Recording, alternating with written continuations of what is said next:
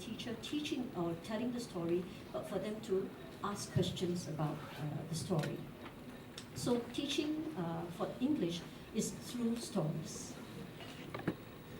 All right, you might be wondering then, oh, if everything is all fun and play, is there any assessment? Okay, because I think uppermost in your mind is, yeah, coming in P1, but after that, 6 years, we have PSLE. So fun and learning, will they learn?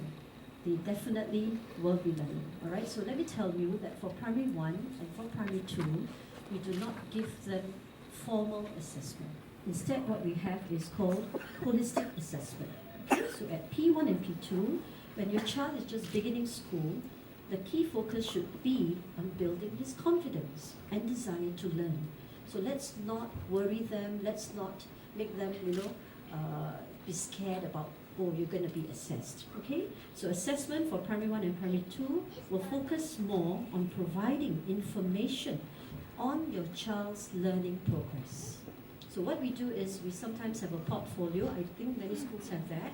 So we will put into the portfolio all the various tasks that your children have to go through at primary 1 and primary 2. So we invite you to come. Sometimes we even invite parents to come and watch the child do a task. For instance, we have this show and tell.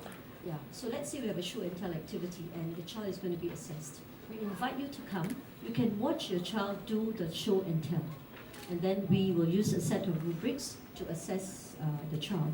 So when you meet us during the Meet the Parents session, we will go through your child's portfolio and we share with you your child's learning progress.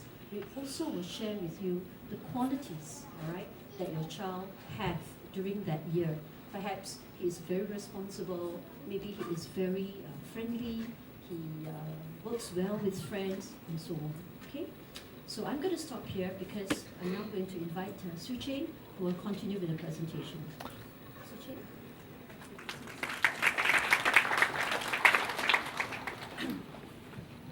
So you notice that schools are now very, very different from the time we were studying.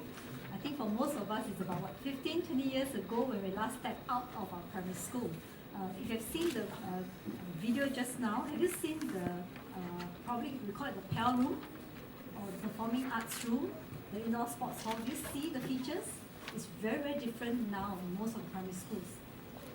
So all schools, can you hear me from the back? Okay. Now, schools, your child will have a more conducive environment for learning when most schools transit to single session in the next few years.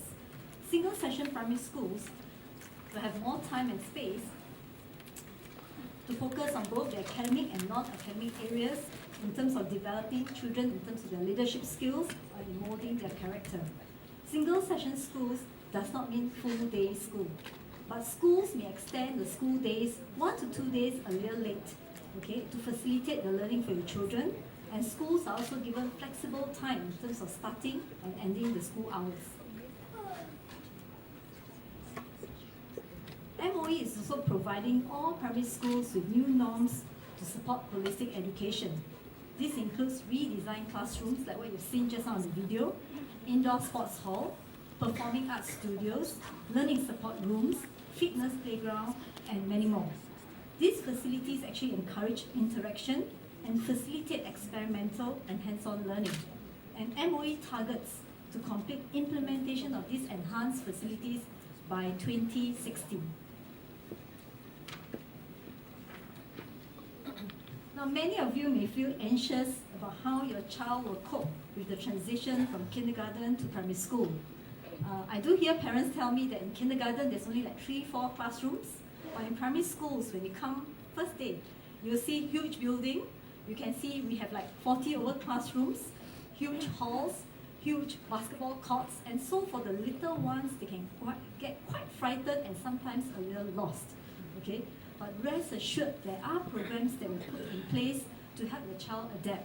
So for example, we have the primary 1 orientation. Some of you may have heard of that. Now, this primary 1 orientation is usually conducted before the start of the school year. So parents, especially if your child is going into primary 1 next year, do look out for the dates for orientation, because sometimes, unfortunately, you go for a holiday.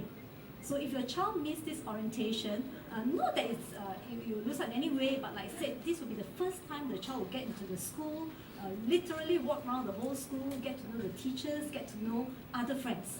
So it'd be good if your child and yourself, you can join the orientation period. Okay? We also have buddy system, where the older children will partner the younger ones, your little ones, especially on the first few days of school. So usually we have these big brothers and sisters. Bring your child along on the first day, bring them to the canteen, bring them to the washroom, show them to the different parts of the school. So your child is in good hands. Now school also have allied educators trained in counseling and special needs. So if your child needs any help, especially if parents, if you can come forward and let the school know, we will be able to be more prepared to help your child, especially if your child has any special needs. So the primary school system is actually very robust and of high standards. And as Madam Rashidah had mentioned earlier, it aims to not only equip our children with knowledge, but also with the attitude, the skills, and the values to thrive in a fast-changing world. Especially right now, if you see, it's no longer so easy. I think our time, probably in primary 1, we learn ABC, but not now. If you look at some of the books they are reading, it's amazing. So I guess the context have changed. So it's important that we get our kids to really look forward to school, to enjoy school. Okay? So hence, through the primary education, we want our children to be confident and to love learning. Can I emphasize this? Love learning. And just like I like this mummy telling the daughter that, mommy is still learning though at this time.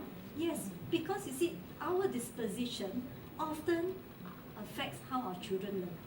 If we are keen ourselves, if we are curious ourselves, do you know our children picked up all this? So later I'll talk a bit about bring kids to the library, okay?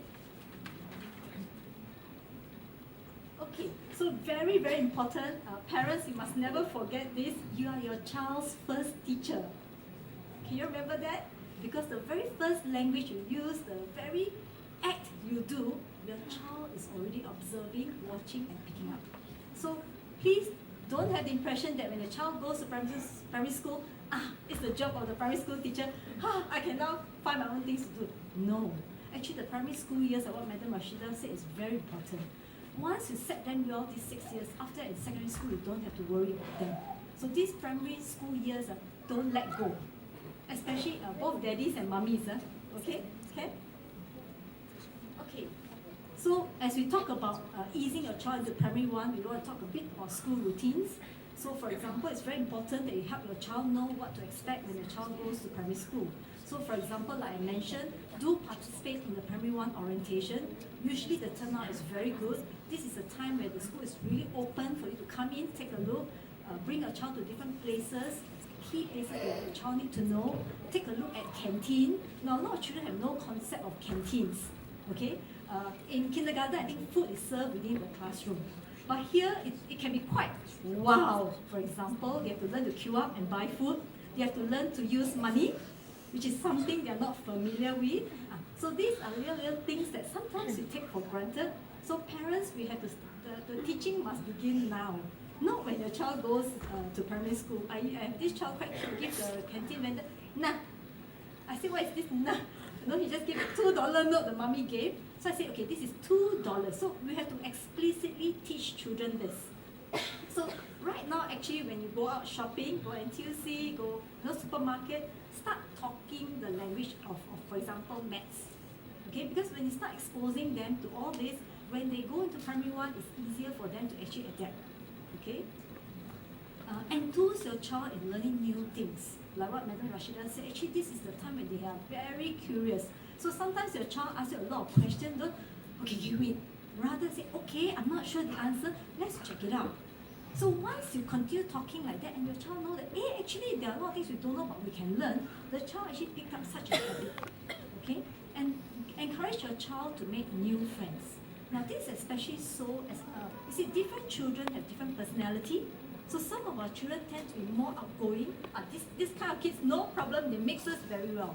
But if you know your child is pretty quiet, then you may want to start. For example, just bring your child down to the playground. When they play with the neighborhood friends, get your child to interact. Like I said, socialization, all this may not come naturally for some children. So don't start till P1. start as and when now when you have the opportunity.